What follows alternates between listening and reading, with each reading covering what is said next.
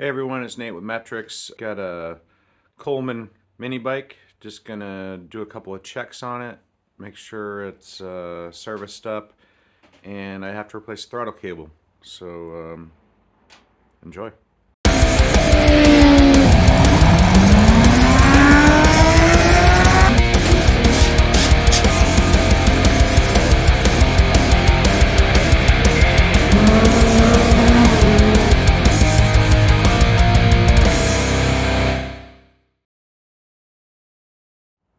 So here's the bike. I picked it up real cheap. It runs, just needs a throttle cable.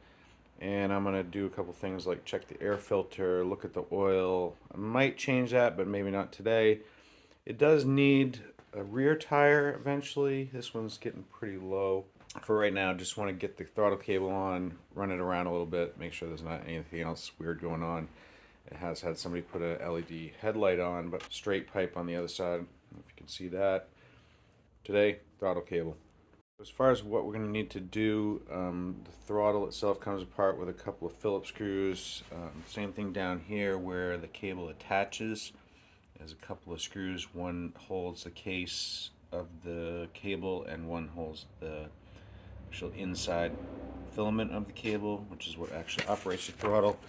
See down here.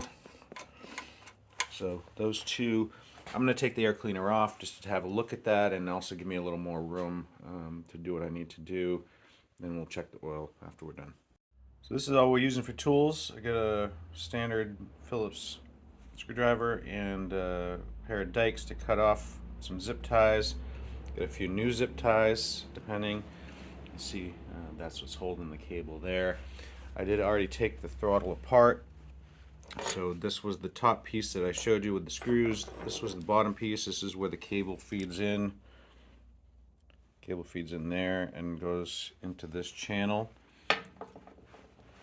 Once it's in there, the loop hooks into this little area right there, and the cable runs down here. When you turn this, it pulls on the cable. Pretty straightforward. Just got to get that replaced, and I don't think I could show you because it already dropped on the ground. But what always happens, you can see here, basically all frayed, and the end, the little I forget what these are called, but this little piece right here is broken off. So got a replacement cable from Amazon. We're going to throw that on now. Got the air cleaner off. Couple of surprises.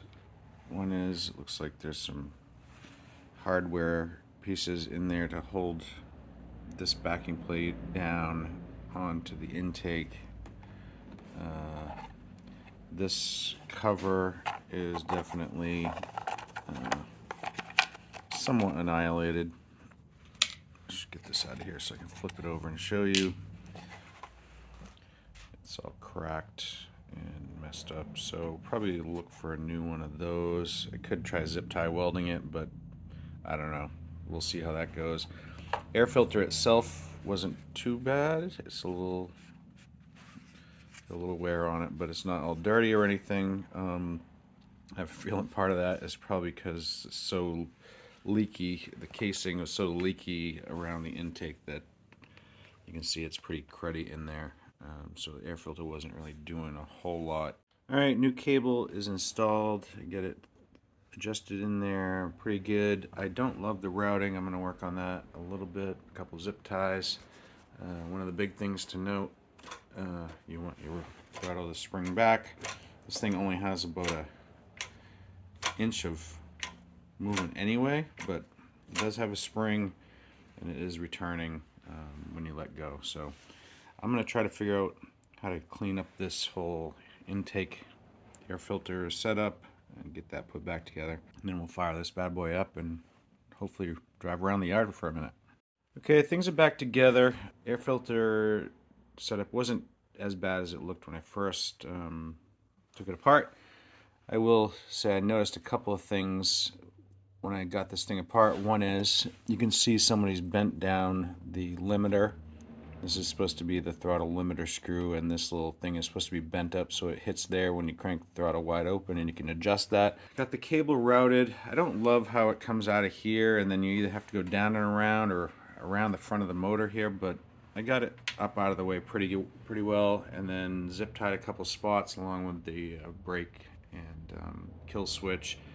And then one thing I wanted to make sure everybody saw is make sure, especially on a bike that can turn as sharp as this, leave plenty of slack in the cable so that when it turns, especially the tighter way, that it doesn't bind up, stick, anything like that. So I think we're pretty good here. I'm gonna check the oil and then hopefully fire this thing up and ride it around. I'm going to go ahead and change the oil. I might actually be taking this thing out this weekend, so I want to make sure she's ready. And the oil looks pretty bad. I also will probably drain the carb bowl. Just looking at the tank, it looks like there's a little bit of water in there, so I just want to drain out the carb. Oil change is pretty straightforward on this. You can see there's the drain plug right here. It looks like it's probably a 10 mil. Just take that off and let the oil drain out. I'm going to also crack open the filler, which is right there, and just to let it drain a little, hopefully quicker. And then we'll go and put a straight, like a 1040, regular 1040 in this thing. I don't actually know what it calls for, but that's what I'm going to go with. It's an external centrifugal clutch, so you don't have to worry about motorcycle specific motor oil or anything like that. So just straight 1040, same thing you'd probably put in your lawnmower. Hey everyone, just wanted to wrap up on the Coleman. Rode it around for a minute. Goes good. I can tell you it's either on or off. There's not really any in between.